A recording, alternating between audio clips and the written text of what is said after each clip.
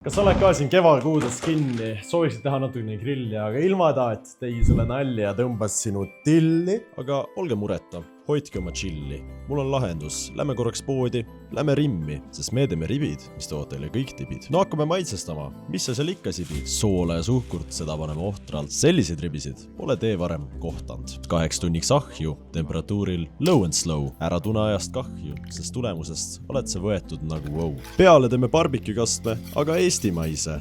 Kasutades mustsustreid võid sa kindel olla, et siin midagi ei haise. Liha pehme, kukub kondilt nagu kevadel puu pealt lumi. Puistame peale meie tumedat kastet, see teeb ribi mõnusaks nagu öösel uni. Korraks uuesti kuuma, et kastmist midagi uut luua. Karamelliseeritud ja mõnus, kuulake nüüd, sest peitub tõetera minu sõnus. No lõika meist sisse kah. Lõigata pole meil siin midagi vaja. Olen selles kindel, protsentides üle 100. No hammustage siis sisse, aga jätke meelde, et see maitse jääb teil pikalt suhu kõlama nagu kaja.